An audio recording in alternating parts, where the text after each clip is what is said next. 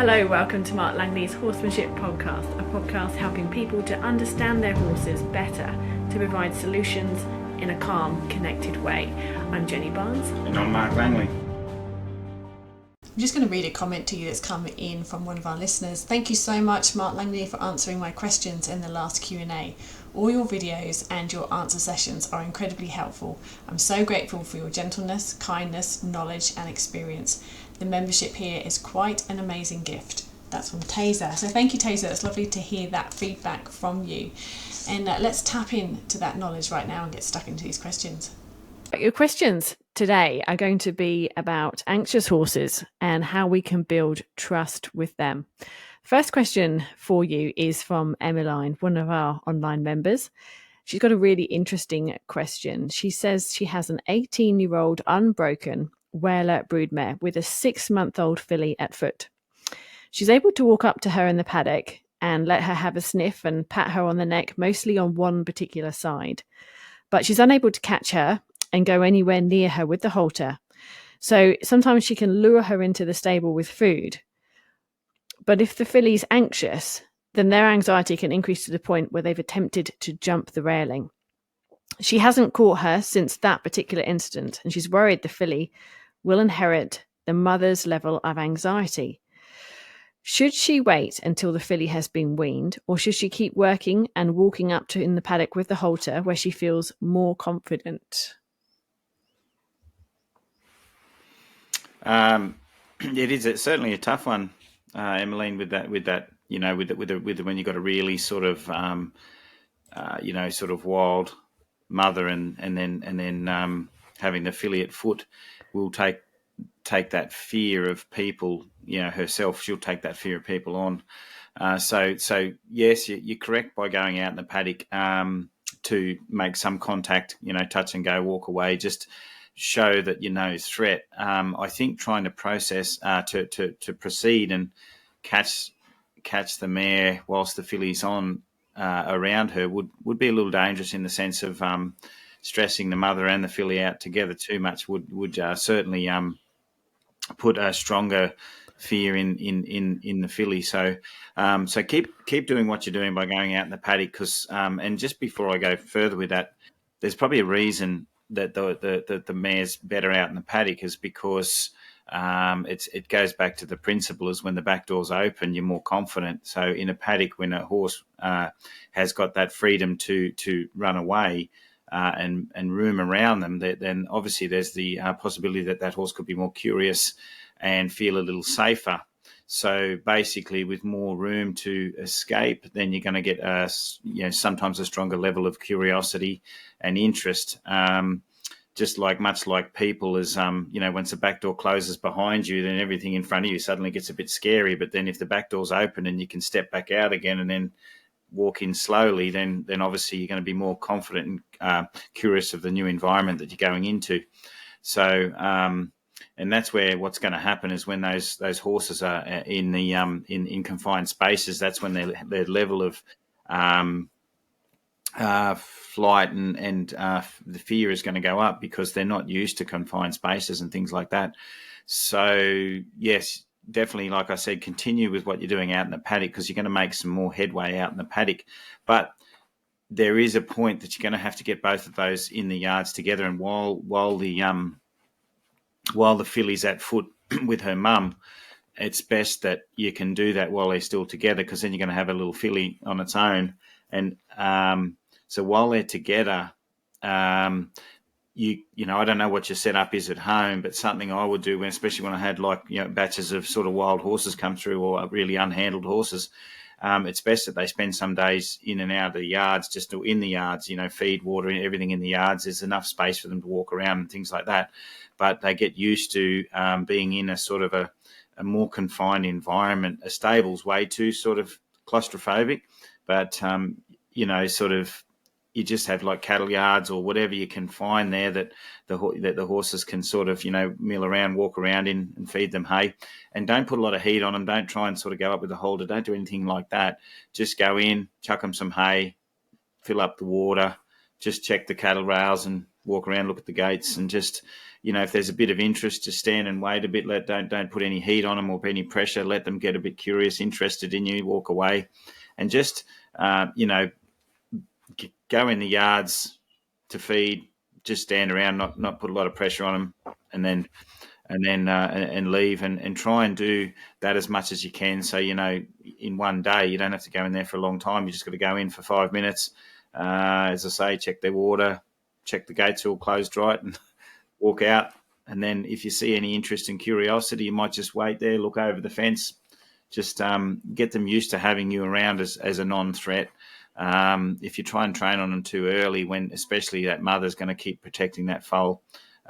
So you're basically not, as I say, not putting a lot of heat on them. You're just trying to sort of be amongst them and get in, get out. If you put too much on, obviously I know what's going to happen. They're going to crash into rails and try and jump fences and stuff like that. So and just spend some time doing that. And if you've got a little turnout paddock that doesn't have a lot of feed in it, they're going to be more interested in coming in for the hay and the water.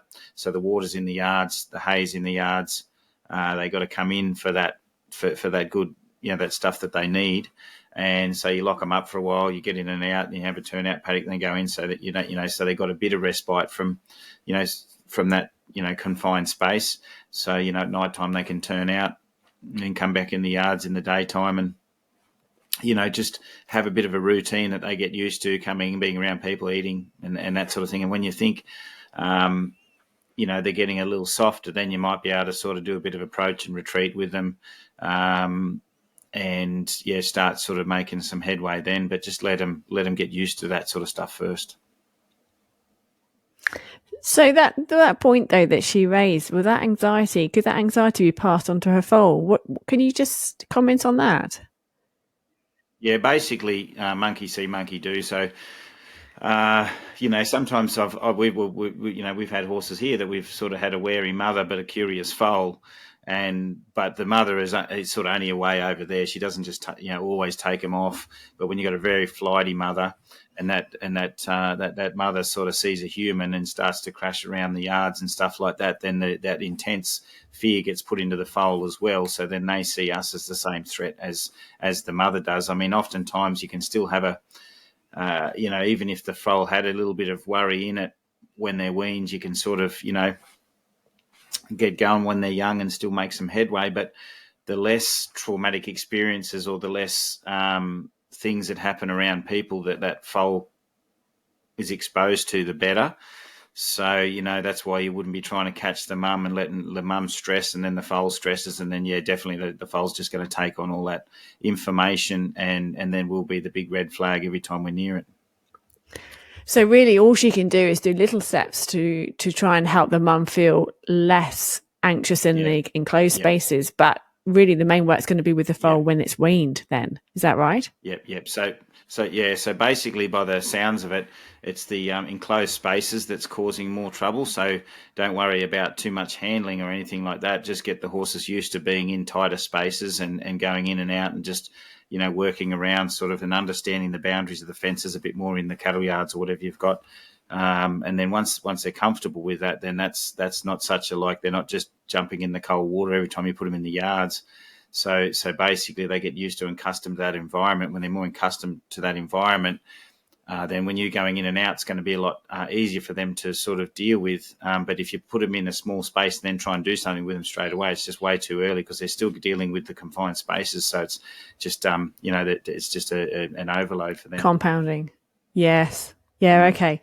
So, all right, well, good luck with that, Emmeline. I hope that helps for you. I know it's a very difficult situation. Yeah, it's just going to be difficult for you to know what to do. You can't really win. But when you get to that weaning stage, and then, of course, you can really try and focus on that foal. Mark has raised sort of suggestions with weaning. So if you do a quick search on the membership about weaning information, you're going to come up with quite a few answers on that for you, which you may find helpful. Okay, we'll move on to the next question. Jenny, just before you move. Sorry. Yes.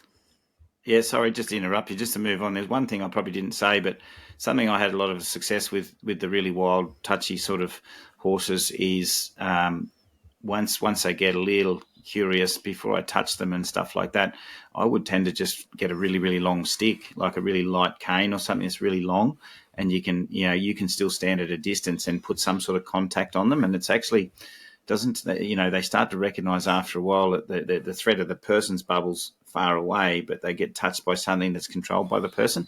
Sometimes that's, a good way to start that sort of handling is just, touch and go with a really long stick, so you're still at a distance with them, and you can touch the foal and walk away, touch the mum, walk away, things like that. But that's later down when they're sort of used to going out of the yards. Right, okay, so first tackle the yards. All right, so the next question's from Suzanne. Suzanne's over in Finland, and she's had a wonderful virtual lesson with Mark over here and building on trust with her horse. And she's been working on that for the last 4 months. Mark just got her to do some specific things. And what she's been working on, working away little by little, she's now got, she's progressed and she's really happy with where she is. She says, we now have trust. And she started riding the same path following another horse. So this is a horse who she was having to do a lot of work on the ground. Well, now she's on the saddle and out riding out with another horse. She doesn't put a lot of pressure on her gelding now, and she's very determined they will succeed. And her horse has been great. She rides for about 5 minutes and then she jumps off and walks the rest of the way. She likes to quit when everything is going great. But she says in between the days that she rides, she likes to just walk and not do the riding just to see if she's done any damage. So Suzanne's in a point of view where she's really looking at everything that she's doing, and she's really trying to, determine if there's even the slightest sort of a change in there. She's really building on what was, she was in a situation where there was a fair bit of damage that was happening to a horse, and she's trying to completely eliminate that now and start off on a new foot. So what she's found, though, is she was surprised to learn that the damage and the trust had happened. And, because he obviously got a little bit nervous riding with this other horse. So she'd like to know, how does she now go about riding away, still building trust instead of taking it away? She's riding in a halter and she has contact with the reins, but she feels that horse seems more proud and is not very tense. So the horse is coping to an extent. Okay. So I guess remembering the lesson that we had, I remember the horse had a hard eye towards people and not really connected, and it's sort of, there's a bit of history in there where the horse is kind of, it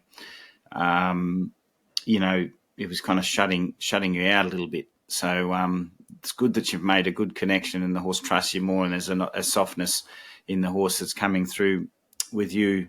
But in the long term, the hardest thing. You can use pressure to create a brace in a horse and a worry in a horse and get a horse not to trust people, but you can also use pressure to get a horse to soften.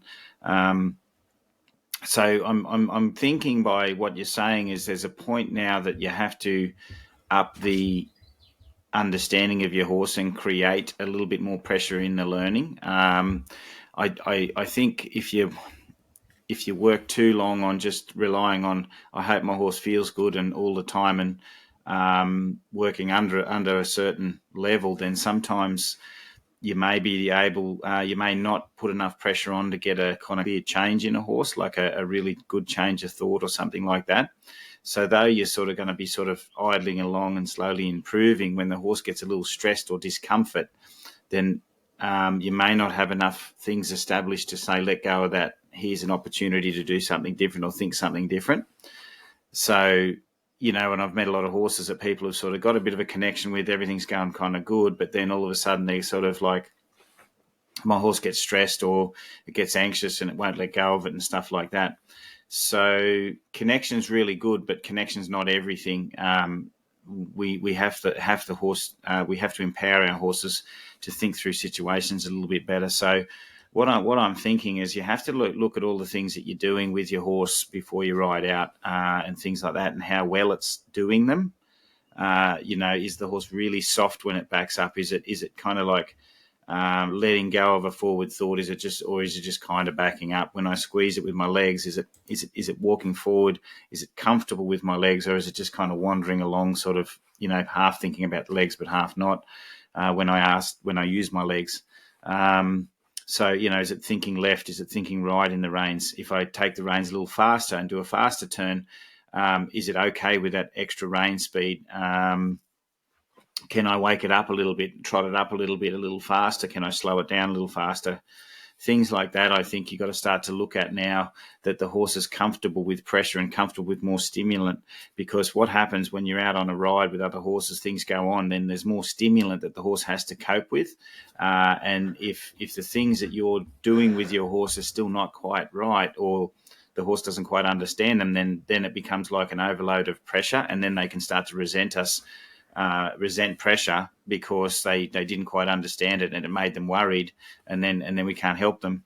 So I think you're on the right path, but by the sounds of it, you need to sort of step up a little bit with your horse and start to sort of, confidence is important, but confidence comes through a horse dealing with a little bit of conflict and softening. So if there's a little bit of a conflict, you can help the horse through a good idea, not just through sort of going, oh, we're steady, let's connect, and things like that. So basically, if the horse sees something that worries it on a trail, you can pick up a left rein, and the horse stops thinking that and thinks left and lets go of that thought. Then it feels good. So then the rein made it feel good. So yeah, I'd go back and address everything that you're doing, the basic things like the leg aids, the rein aids, all that sort of stuff, and see if the horse is really comfortable with that, because it might like the walks that you do and the trust building walks, but then it might still be not so sure about all the things that you're asking it with the reins and stuff under saddle. So then it's going to be like it's going to get resentful of the riding because it's left a bit stressed, and it's going to get more confidence with the other horses. So the other horses are going to carry its confidence, and then all you can rely on is sort of stopping and sort of connecting with it. So yeah, do a lot of the, go through all the things that you're doing with your horse currently, or the things that you're using, the tools, work out how well they work, how responsive they are. If you change it, because I have a feeling as well, like it's very common that people get in a bit of a rhythm and they stay in the same rhythm, and the horse gets used to that rhythm. And then when we're out on a trail ride, that rhythm changes. The way we pick up the reins, the way we ride, everything's a bit different. So then the horse goes, hang on a minute, I'm just used to this steady, nice asking. And when I try a little bit, the person rewards me all the time. And now the rhythm's changed. So yeah, I think it's time to step up a little bit, help the horse through with pressure a bit more, see what you get from that. But pressure has to obviously make a change of thought in the horse. It can't just kind of move away from pressure, because I think that horse is resentful in the past because it only moved away from pressure. The pressure didn't actually get it to let go of something. It just, thought about the pressure and thought, how can I remove myself from the pressure? So, yeah, I know that's probably going to confuse you a little bit, but I think at this stage, it's okay to put a little bit of pressure on, as long as you can get the horse to soften and be okay with that pressure. It's when you don't put enough on and then they're under pressure and there's a bit of confusion out on rides that they'll start to worry. Wonderful. Okay, the next question is from Lynn, and it's about riding as well. She has a quiet, gentle horse who has more woe than go, but gets reactionary very quickly in unfamiliar locations. Her question is, what part of his education is he missing? So she'd just like to know what else she could be working on to help with this. Yeah, most of the horses that I come across at clinics that have more woe than go, don't cope with pressure very well. So they're kind of subdued.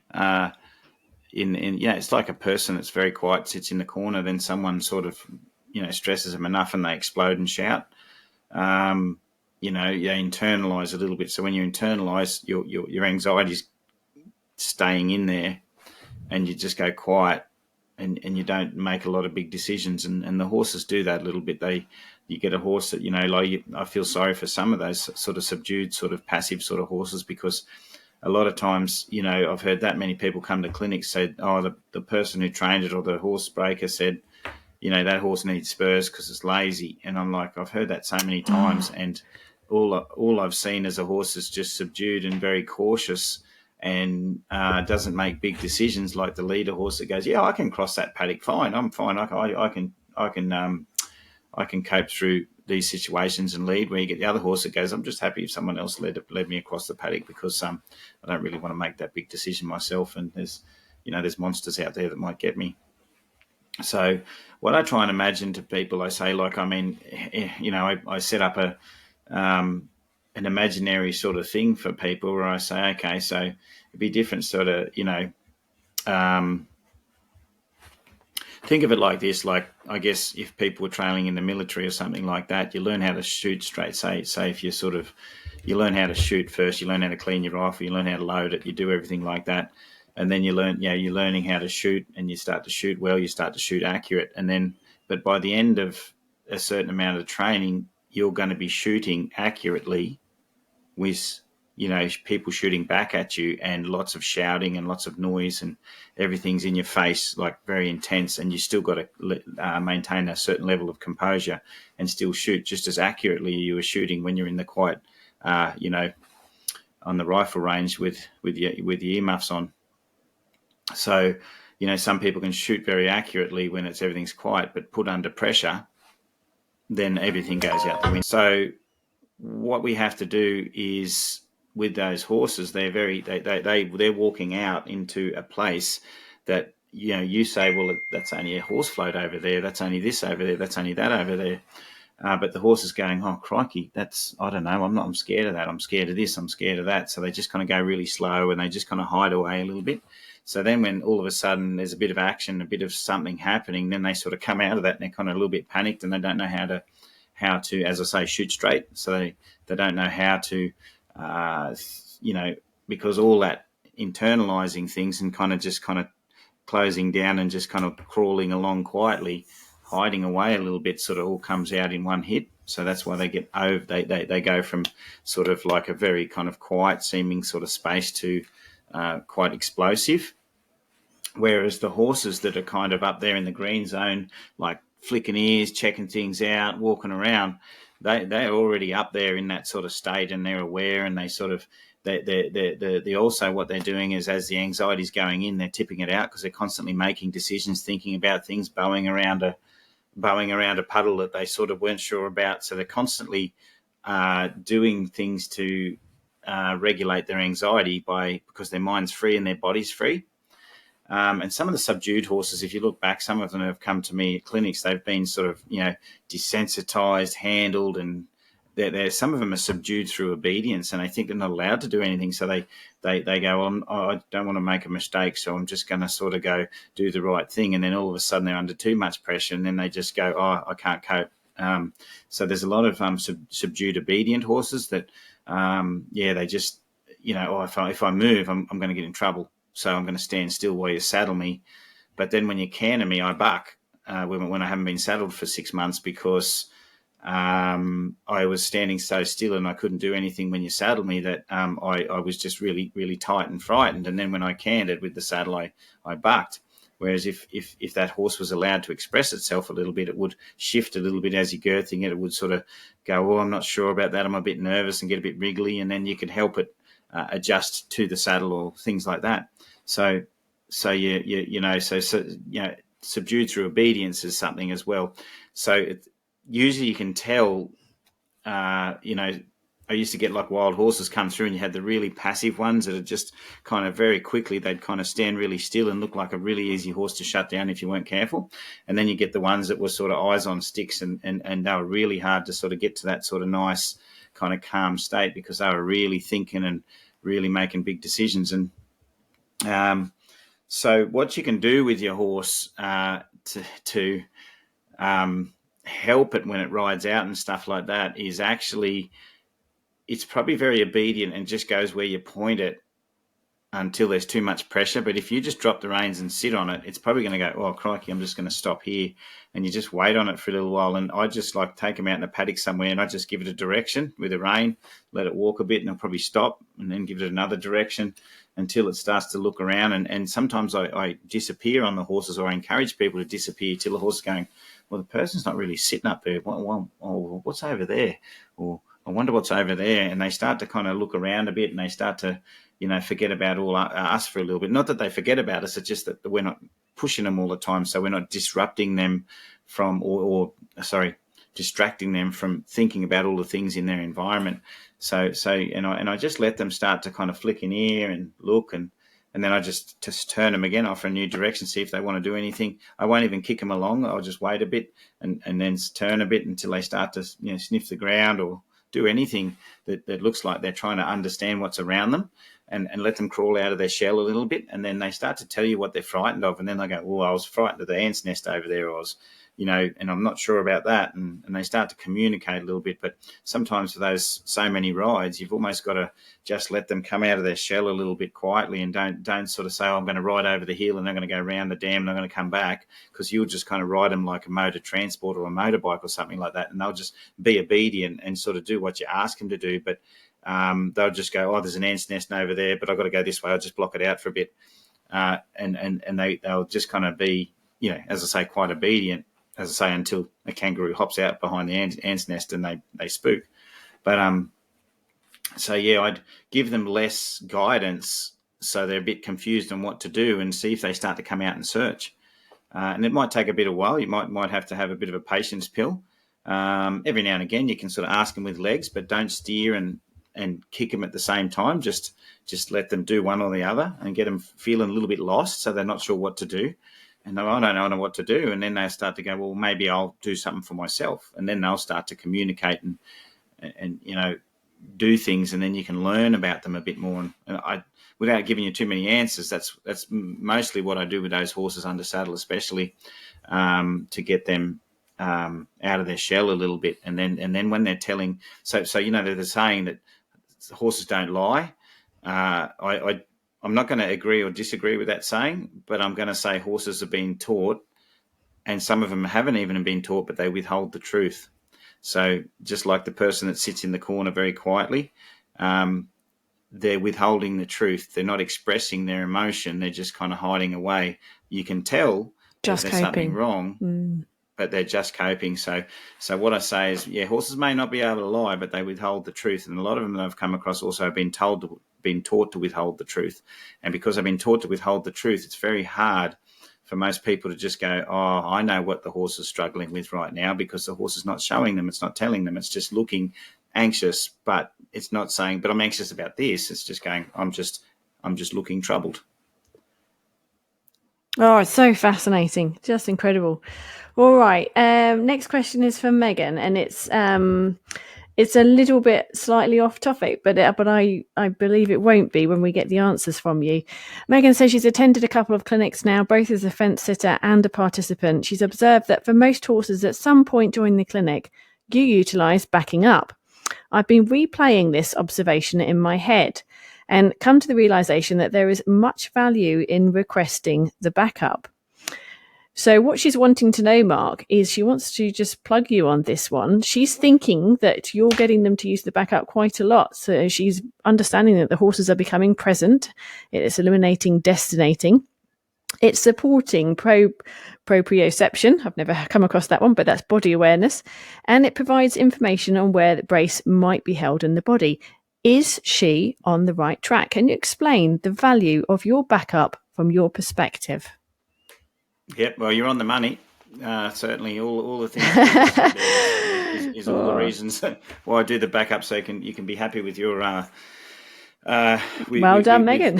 Points to you. Yeah, no, everything that you've sort of done, especially the awareness of the horse's body and feet and that, and spatial awareness. It's really good for that, So they, but if you look at horses, like I look at all the horses that struggle, one of the areas that they mostly struggle in is just being able to softly move backwards with confidence.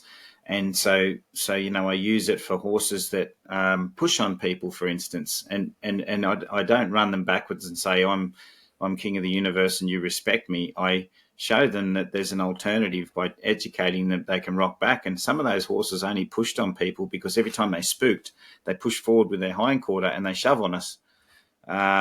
Or they jump sideways, or they rear up. And most of the horses that, rear up and jump sideways and rush forward, you ask them to back up and they go, well, I didn't know that was available. When I'm anxious, I do not do a withdrawal movement. So it's a super good thing for showing horses to withdraw from a situation instead of go straight to forward, up, sideways. So it's not about them. So when a horse gets anxious and they're pushing down, breathing down our neck or something like that, and we're walking them, if they can't withdraw and step back, then they're going to push us. And then we're going to blame them for being pushy, but they're not pushy. It's just that backwards was unavailable. in their Right. mind when they're anxious. So you're giving them something. So in the empowering side of backing up, I think it's a super empowering lesson. And I have heard someone say it disempowers a horse, but I completely disagree with that, because a horse that can back up softly is such an empowered horse.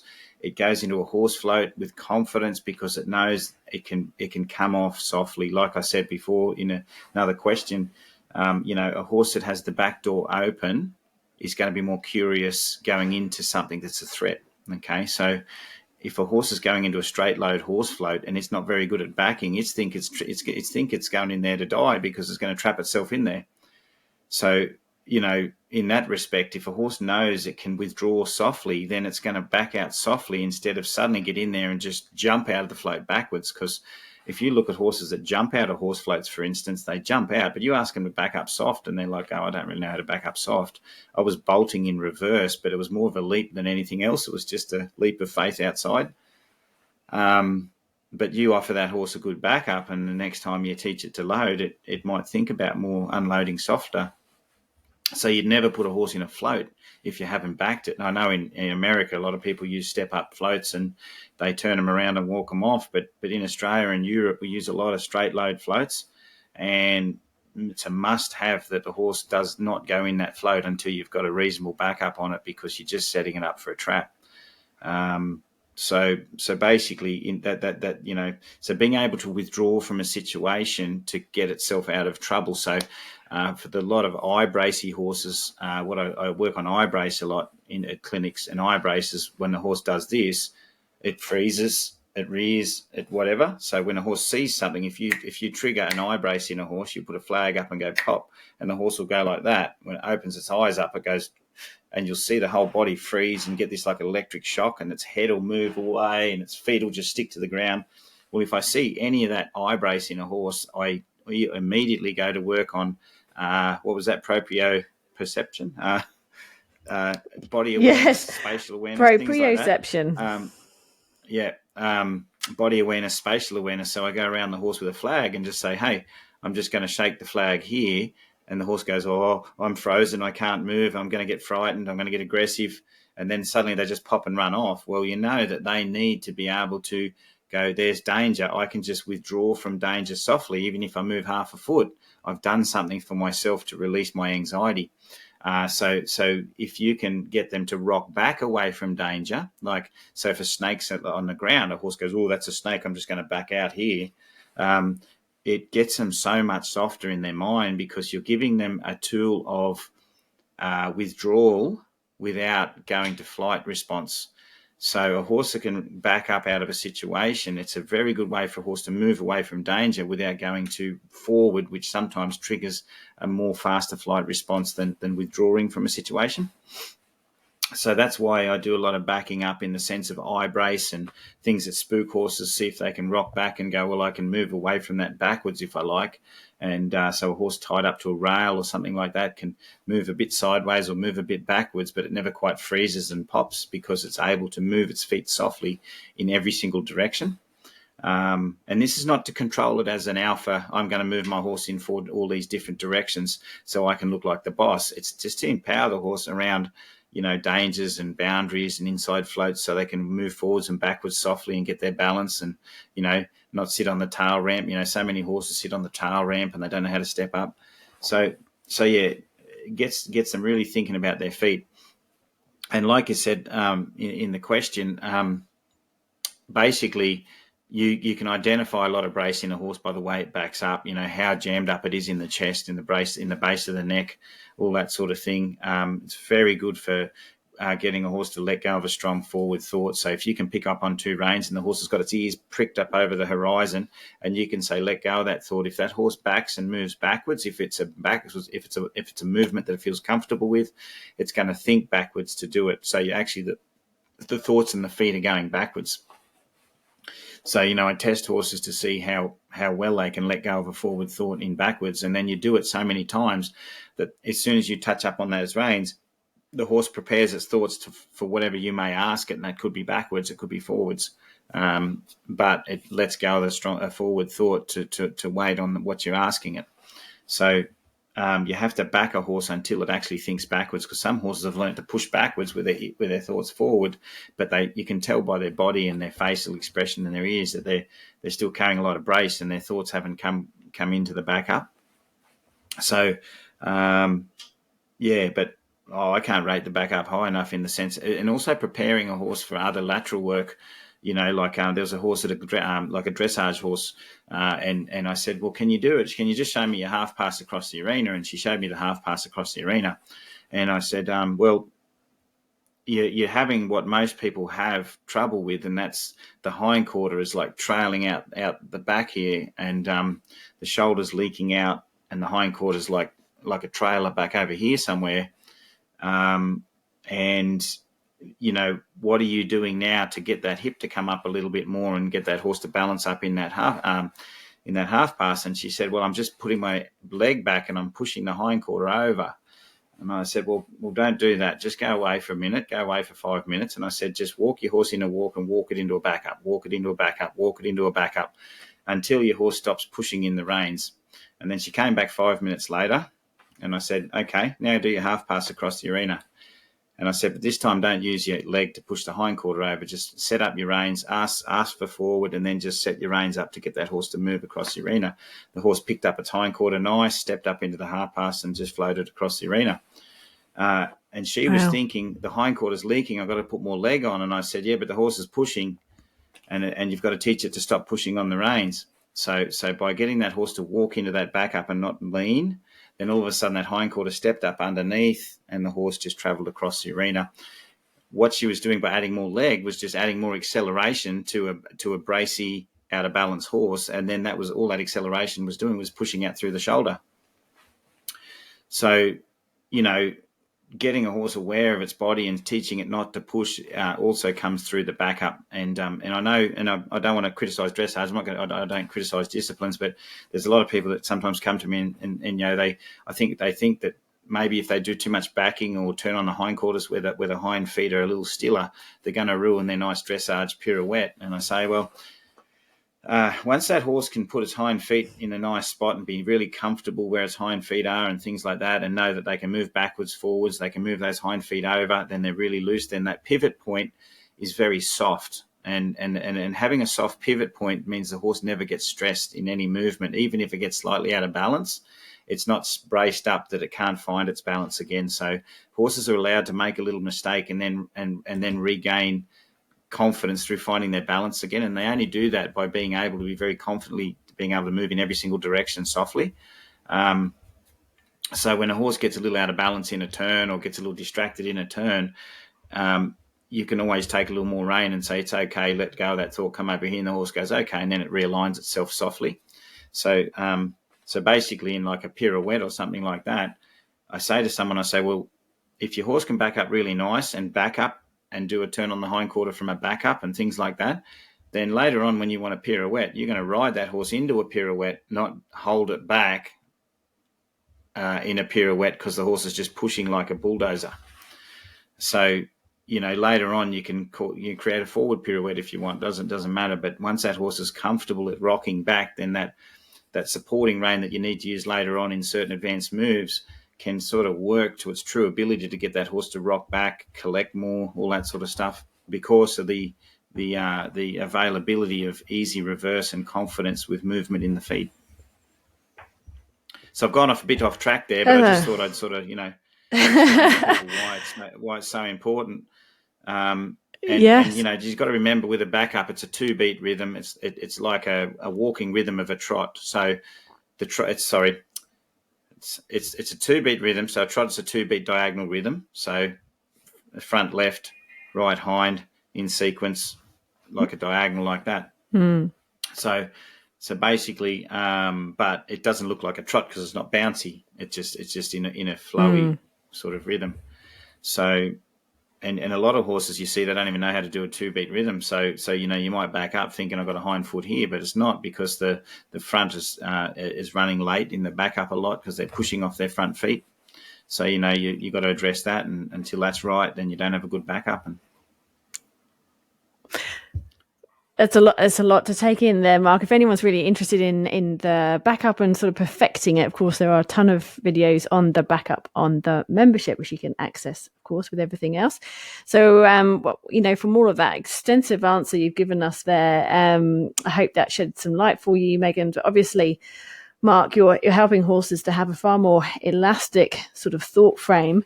You're giving them more options to open them that are open to them, but you're also encouraging them to think more. And that's the sort of fascinating thing, is you are shifting their mindset while you're doing all of these different exercises and techniques. There's a change that's happening with the horses, and that ability to have a sort of an elastic mindset, you're sort of more open to things, you're less resistant, I suppose, is going to lead us into the answer for the next question, which is from Larissa, and it's about an off-the-track thoroughbred who's showing signs of being a bit aggressive and particular problems, but she's obviously anxious that this she doesn't want this to go any further. And this will be the last question for this session, but I think people will be interested in the answer to this one.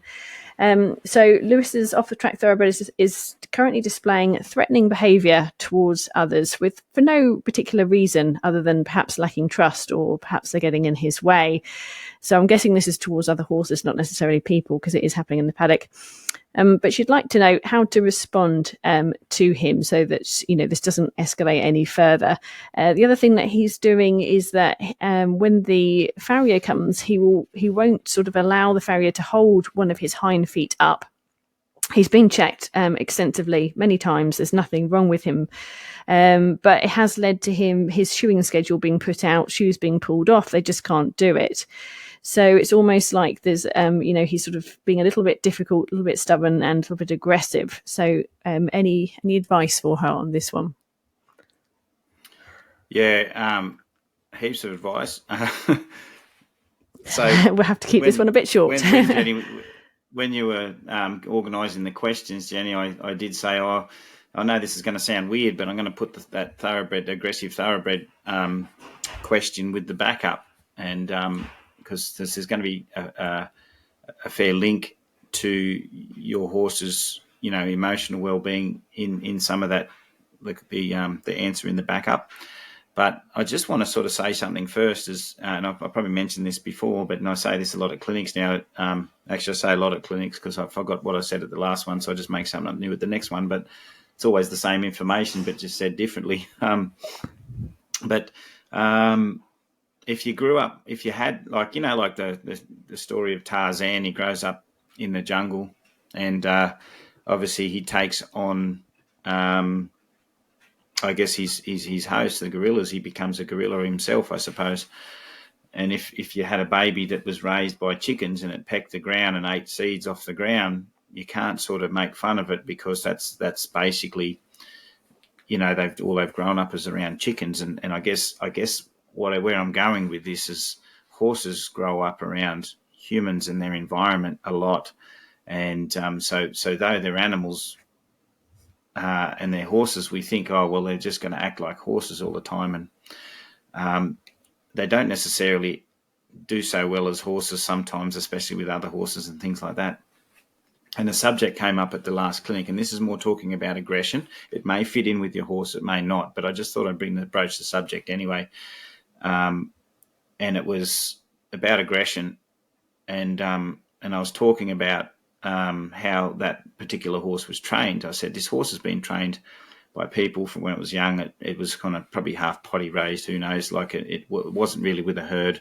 And its training has been, you move away from pressure and you move away from me. So basically, I'm going to send you around on a circle. I'm going to move this, I'm going to move that. And the horse was quite troubled by that. But anyway, but that's what the horse knew in training. It knew that's how people operate it. Before it came to the clinic, and I'm trying to say, no, we'll try and find another way to operate this horse. So I say, so when that horse goes out with other horses, what do you think it's going to do? Do you think it's going to act like a horse, or do you think it's going to just go and use the tools that it's been taught by people, which is, I'm going to chase you guys away? Because I guess what they were saying is the horse was a bit more relentless than other horses, and it constantly did it more than other horses, and it was a bit unfair in the way it did it. And I said, well, yeah, but have a look at how it's been trained. It's been in the yard, and the person pushes it and moves it away, and then pushes it and moves it away, and that's what they do. So As I say, if you grow up with chickens and you peck the ground, we can't expect you to do different. So that horse took what it learnt in training out into the herd, because it never really grew up with a big enough herd to realise that actually I don't need to be an idiot like that. Things work a lot better without that, that constant barrage. But that's all it learned around people. So I like people to think about that when they sort of assess anger in horses, and maybe look into the history. And if you look at a racehorse, it's not like that. They might have been in a big stud where they did, all the mares are together, and they did have a certain time in a big group, but then they got weaned pretty young, and then they got stabled, and they got, people banging on them here and there, and, all this stress in the barriers and racing and all this sort of stuff, and all that anxiety, all that sort of stuff in them, and the disempowerment and all that sort of stuff. It just all starts to come out. And with other horses, they just really don't know how to just softly go about their business. And it can take them some time to adjust. And sometimes just adjusting in a big mob, a good strong mob for a while, is quite good. But obviously they start to get bossy and run the show, and they still have horse traits, and they still have these other traits in them. So they're not completely humanised. There's still horse traits in there, and they sort of sometimes want to control the mares and keep the geldings off. But they've got so much extra trauma in them that's mixed up with it, plus the humanisation and stuff. It gets a big it's a bit tough on them, and I think when we see aggression, it's very easy for us as people to go, oh, that's an aggressive horse. I don't like the way that horse treats other horses. But it's like, well, a horse is more like a mixed up kid. You just got to kind of maybe offer it some guidance, and hopefully that guidance will set it up to make better decisions with us and also with the herd. So I just want to make that clear before I sort of go further into to maybe what to do. And I think everyone really should think about that, how we expose our horses to things when they're young, how clear boundaries are we bringing our boundaries to our horses all the time, how we're going to set them up to make good decisions if they didn't have a lot of time growing up in a herd, and then later we're going to expose them to a herd. Have we set them up with the tools that they may need to survive comfortably in a herd, or have we just made them traumatic, spoiled horses, or frightened, traumatic horses that bring that fear and trauma to the other horses? Have we set them up really well? But anyway, for your horse, that's the thing we want to sort of work on. So the reason I was linking it firstly to the backup is if you look at most horses, thoroughbreds I get that come to clinics, if you kind of put a bit of like worry in front of them or something, like a flag, waved a flag in front of them or something like that, they go like this, and they just kind of want to run off, or they just freeze. But if you said, hey, rock back, they go, I don't know how to withdraw. So when you do a backup lesson to eyes, like this is more of an eye thing. When a horse sees something, it can back off. So when you're around food, if you've got a food bucket and you say, hey, back off, the horse can back away. When they know that's available, it softens them up so much emotionally. And I've seen aggressive horses suddenly go, oh, I was disempowered and all I knew was how to lunge. But now I know how to withdraw out of a situation. I can do something different. So I think around people, especially like you talked about being around kids and things like that, you really want a horse that can just withdraw out of a situation, withdraw out of a horse float softly, things like that. So there's just not this big lunging forward option when it gets angry or anxious or things like that. So something on the ground that you do is I could be completely neutral. I stand quietly. I don't chase him with my energy, but I'll just stand quietly and I'll just shake the flag in a way and just keep moving it around and shaking it till the horse actually goes, I'm going to back up. If the horse just runs off to the side, I'll just block it and say, try again, back up, until I can put the flag anywhere around the horse's chest, up in the air, shake it, and the horse just goes, I'm just going to withdraw a bit. And you watch them, once they can get that backward into their mind and body and they can withdraw out of worry, they just go, oh, thank God for that. And then all of a sudden the worry in the flag is not so much worrying anymore, and they don't get the hard, aggressive eye, like I got to fight it because I'm backed in a corner. Because a lot of horses just fight things that they don't understand because they don't know they can just gently withdraw and create a distance from it. And I guess that's the key too, before I go too far, is creating a distance. So basically, a lot of people push their energy into the horse, and it kind of looks like the horse and the person are moving together. And I say, don't do it like that. Just shake the flag, and when the horse withdraws itself, it's created a distance from the danger. And it knows that it can create a distance from what it's not too sure about. So instead of moving towards it with your energy and the flag and just backing it up, which is a lot of cases I see, and that keeps the horse worried. It says, I can't withdraw myself from this situation because the thing that's following me is not getting further away. So when you teach a horse to withdraw from a situation, you shake the flag and you stand dead quiet, and you could be, I don't know, drinking a glass of wine for all I care. It wouldn't really matter. It's not between you and the horse. It's just between the horse and a bit of a danger, like it's something it sees threatening. And you shake it and the horse just rocks back, and you go, good, that's good. And then you'll be walking along and you'll stop and you'll shake the flag and the horse will just rock back. And you just do that 50,000 times, just walking around with a lead rope on it. Give it enough room in the lead rope. When you shake the flag, you can rock back, and you just stand quietly, not even worried about much. And the horse will start to realise that every time it's a bit concerned about something, it can withdraw in reverse. And you'd be surprised what that does, being able to back away from something that threatens them or some sort of conflict, and just go, oh, I've just done something for myself. And it didn't require fighting, and it didn't require running off. So for those horses, I see a lot of softness in just being able to withdraw in reverse to help them. So one, it's going to help you in the yards, things like that. The horse knows how to step back softly, not be as pushy, not just bring its anxiety right up and over the top of the person, because, as I say, that withdrawal is not available. So if you get that established, that's going to help a lot. And it's not personal, as I said. If you make it personal, the horse will always stay with a hard eye, and you'll have a hard thought, and it'll be like me versus you. And it's not me versus you. It's just, can you withdraw away from something you're not sure about?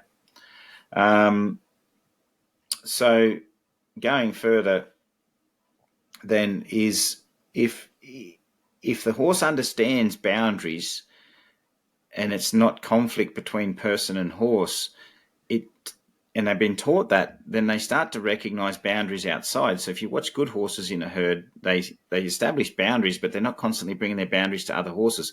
It's usually the horses like the one you're talking about, or the ones that have had traumatic experiences in the past. There's obviously still others out there that they've just been like that. They're just an odd one, and they've never had people do anything to them either. But they bring that trouble to the herd, and if there's a strong enough herd, that herd won't let them in. But sometimes half that herd's messed up horses as well. So, like you go to an agistment centre, sometimes I see agistment centre herds and I go, oh, crikey, this is like a rehab centre. There's the ex-standies and the ex-race horses, and there's the broken down ex-performance dressage horse, and there's the whole bunch of messed up horses that you go, wow, no wonder they got sort of different conflicts in this herd, because they're all these horses that have had a hard life. So really be conscious of helping him in that situation. Give him a good withdrawal from situations like that, and don't be personal. When it comes to the hind feet, that problem around that hind feet, I think there's still fear there. So don't address it as he's being too belligerent. I'd say if 90% of horses I come across that they got a sticky hind foot, you just watch the angle of their eye and the shape of their eye when you walk past them, and the tension down their side, and you'll see that there's still an area there that's never been fixed. So basically, good quality leading where you can stand still, lead them by, and watch their eyes. They walk past you, and until you can walk them backwards and forwards past you, until their whole rib cage can pass you, till their hindquarter can pass you, and they look soft and they look happy. So once he's got a good withdrawal in the back up, you want good leading movement. So nice leading, so he's soft and he can move around. And instead of you approaching him, going down his side and making him feel like, the people are coming to me all the time and I've got to stand still, and I get angry down that side because I'm frightened and I protect myself a bit, you stand still and you teach the horse to come to you, and you say, you come down my side. I can't reach your foot. You've got to walk past me so I can touch your hip, and just stand completely neutral and get your horse to position itself in every single position that you need to pick up its feet from around you. There'll be a last little bit. You might have to take half a step if he's a long horse, but you can get the horse to do most of that where he's, so like a joke, because I've got some people like my sense of humour, but some people just think it's pretty ordinary. But anyway, sometimes I just have to put up with it. But a lady moved the mounting block to a horse the other day, and I said, what's wrong with the mounting block? Is it, do you need to soften the mounting block, do you? And she goes, what do you mean? I said, well, the mounting block's supposed to be braced, isn't it? You're not supposed to lead it to the horse. Mounting blocks are mounting blocks. They're supposed to be still and braced. Your horse needs to soften, so don't worry about educating the mounting block. And she's like, what? I said, yeah, well, you leading the mounting block over to the horse is educating the mounting block. Why don't you lead the horse to the mounting block and get the brace out of your horse? Because that's where the trouble is, in the horse. And I wanted her to really think about every time she has an opportunity to educate a horse or educate a mounting block. And that's the same as us. Like, I might have a limp and I might have all these sort of ailments in my body from years of horse riding and different things. But I don't need to do yoga around my horse. I'm trying to get my horse to do yoga around me. So I'll stand there with a brace and let the horse walk up and walk softly around me, come to me. And you see a lot of people getting exercise, handling their horses, walking from one side to the other, around them, things like that. What's really good for those horses is why don't they just soften up and bring their thoughts around you, move around you while you stand there like the mounting block and just, handle them. And then it empowers them so much more to be softer, because you constantly have to get in and lead them. You have to get them to soften. You have to ask them a question. So you're not just getting them better handled, you're actually getting them softer and learning more things. The more you stand a horse like a mounting block and go down their sides, the more they're learning to hold on to the brace, and you're doing everything to soften yourself. So it's really something to think about, especially those tight, angry horses that get angry around the hind legs. You do a bit of that and you'll be able to pick up their hind feet. But not only that, you'll be able to stand on a mounting block and they won't have any problems with the mounting block. Wonderful. All right, Mark, we'll leave it there. There's plenty of thoughts for you, Larissa, to look into and hopefully get you off in the right direction. And, don't give up. I'm sure you'll be able to make some good changes there by doing just a few different things. Thank you very much, Mark. That was a fantastic Q&A session. I think everyone's going to appreciate it. If you enjoyed listening to this, please give us a thumbs up, share this podcast. It's, so helpful if other people out there can hear Mark's gold nuggets. And it really does help us to spread the word. All right. We'll see you again soon. Thank you. Thanks, everybody. Thanks, Jenny. You can learn more from Mark and his approach online through his online training videos. Just search Mark Langley Horsemanship. Join hundreds of others around the world making real progress, fixing problems and improving their relationship with their horses. There are now over 500 training videos. Make use of the 7-day free trial and take a look. Membership is just $15 a month, and you get to ask Mark a question.